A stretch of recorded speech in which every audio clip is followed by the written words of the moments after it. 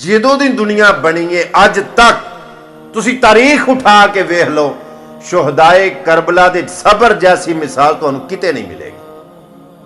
सिर तो लैके पैरों तक, अव्वल तो लैके आखिर तक तमाम जिन्ने भी अहले बैत ने, जिन्ना भी वो घराना है, सबर ही सबर है, बर्दाश्त है, हिम्मत है, जुर्रत दी एक आला तरीन मिसाल है। लेकिन साढ़े कुछ मुकर्रर ऐसे ने, मुआज़ल्लाह अस्तगफिरुल्लाह, मैं खुदा को माफ़ी मांग के आना, गौर करे हो जे वो इंज वाकया बयान करते हैं जिमें मुआज़ल्लाह अस्तगफिरुल्लाह, जिमें वो मतलब के डरपोक सन, जिमें उन्होंने मतलब उन्होंने उत्ते इस तरह जुलम होया कि मुआज़ल्लाह अस्तगफिरुल्लाह वो किते लुक गए। ओ खुदा दा खौफ करो यार। शुहदाए करबला ओ ने जिन्हां ने इंज डट के जुर्रत, हिम्मत, बहादरी दे नाल मुकाबला कीता और क़यामत तक आउण वाले लोकां नूं दर्स दे छड़िया कि जिथे हक आ जावे उथे डट जाना चाहिए। जहां भी ज़मीर का हो सौदा, डट जाओ हुसैन के इनकार की तरह। अज पहली मुहर्रम दी ये मुहर्रम चढ़ाए ने, तुसां कुछ गौर नहीं कीता? वो चीज़ां वेखण नूं मिलदियां ने पईयां जिन्हां दा कोई वजूद ही नहीं। वो चीज़ां असीं वेखने आ पे जिहड़ियां अज तक असां वेखियां ही नहीं सन, नवें तो नवीं शैवां। और गौर करिया जे जरा, हर वाकया करबला सुनाण वाला जिहड़ा मुकर्रर है ना, वो एक मुकर्रर दी दूजे मुकर्रर दे नाल तकरीर नहीं मिलदी। बड़ियां सारियां चीज़ां मुकर्रर ने अपने कोलों विच ऐड कीतियां ने तकरीर दा हुसन बनाने वास्ते, ताकि सुनने वाले मैनू दाद देन के आखिर वाह वाह वाह वाह, क्या बात है, क्या बात। यह गल्लां ते असां अगे सुनियां ही नहीं सन। ओहो जे सुनाण वाले वाह वाह, ओहो जे सुनने वाले वाह वाह। ओ खुदा दा वास्ता जे थोड़ा जिहा हक नूं जान के जियो। बड़ी वड्डी गल मैं दरिया कूजे च बंद कर छड़िया, कल दोबारा फिर सुन के वेखियो कि मैं आख्या की। आखिरी गल बड़ी तवज्जो दे नाल सुन के जाओ।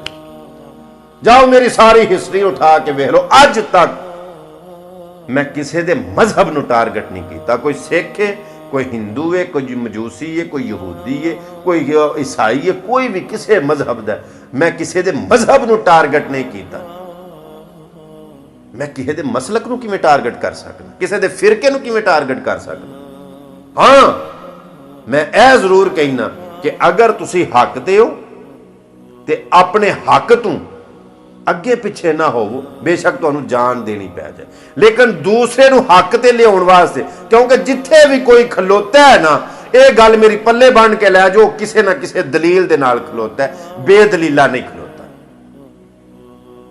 एक बारी असी साडे पिंड ना रौला बन गया, उन्हां बच्चियां ने आख्या कि ਇਹ ਜਿਹੜੇ लोग ने यह हाथ छड़ के नमाज पढ़ते हैं, किसी आख्या यह हाथ सीने ते बन के पढ़ते हैं, किसी आख्या यह धुनी तो थले रख के पढ़ते हैं। कोई सियाणा बंदा परिया दे विच बैठा, उन्हें उन्होंने दोवां पार्टियां नूं इकट्ठियां लिया पाया पंचायत दे विच। उन्हें आख्या गल की है? और जिन्हां ने मारिया सी ना उन्होंने उन्हें आख्या कि तुहानूं ते इन्हां कदे नहीं ना आख्या कि हाथ छड़ के पढ़ो। है नहीं, यह तुहानूं कदे ये ते नहीं किसी ने आख्या भी हाथ उतां रख के बनो या थले रख के बनो। है नहीं, तो उन्हें आख्या फिर तुहाडा हक भी नहीं बनता कि उन्हां दे नाल तुसीं लड़ो। हाँ, तुसीं गल कर सकते हो प्यार दे नाल, मुहब्बत दे नाल, उन्हां नाल तुसीं लड़ नहीं सकते। अल्लाह दी कसम यह गल परिया दे विच होई ते मैं अपने कन्नां दे नाल सुनी। वो बंदा भी जिंदा पंचायती जेड़ा।